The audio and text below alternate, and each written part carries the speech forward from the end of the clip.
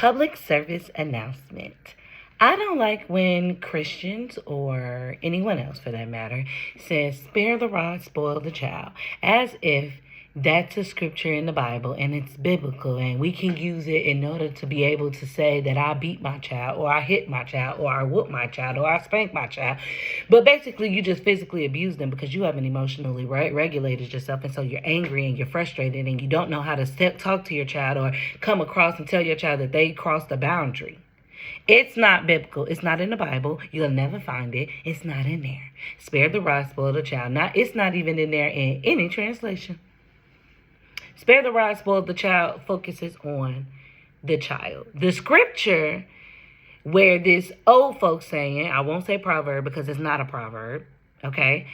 The scripture that this old folks saying comes from, or is perverted and twisted from, is Proverbs 13:24. And it reads, he who spares his rod hates his son, but he who loves him disciplines him promptly.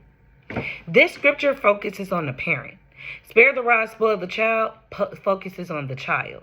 When the scriptures say you hate your child if you spare your rod, but he who loves him disciplines him promptly, meaning you need to discipline your child. And it is to be done out of love. It is an act of love that says, I care about your character development and we won't be doing this anymore. I need to put an end to this. I need to correct you. Discipline is defined as to teach, correction, chastening, meaning to teach you, to instruct you. It also gives a word, this is chastening. Chastening is having a restraint or humbling effect. Instruction, bond, rebuke, check. None of those things. So you can check them.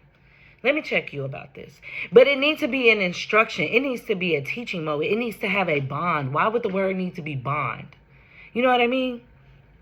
It needs to have an understanding. The child needs to have an understanding. But if you are hitting your child, if you are using the scripture as a way to say, I can hit you because you done made me angry, that's a problem. That's not what we're supposed to be doing. Disciplining our children should be out of love. And I believe that we should be seeking God's word and his heart about how we should be disciplining each and every child that we have. How I discipline my girl child is different from the way I'm going to discipline my boy child. And it's only different because they are two different people. And God sees them as two different people. What may work for my boy child, not going to work for my girl child. They are 7 and 4, and I already know that. But it makes me angry when people use spare the rod, spoil the child, and say it's biblical. So many people told me that. It's not biblical. It's not even a scripture. It ain't in no version. Seek the Lord on how to discipline your child.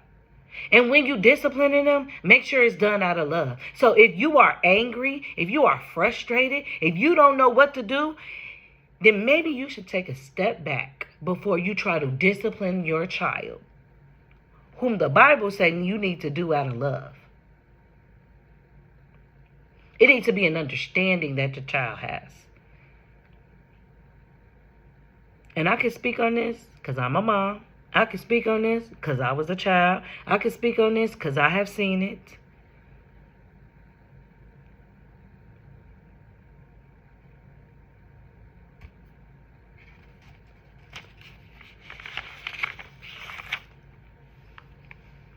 You shouldn't be beating your kids or hitting your kids or disciplining your kids to prove a point, and it shouldn't be out of anger.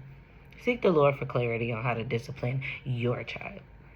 But I'm just on this app telling y'all I'm upset with people using the scripture, the old folks saying.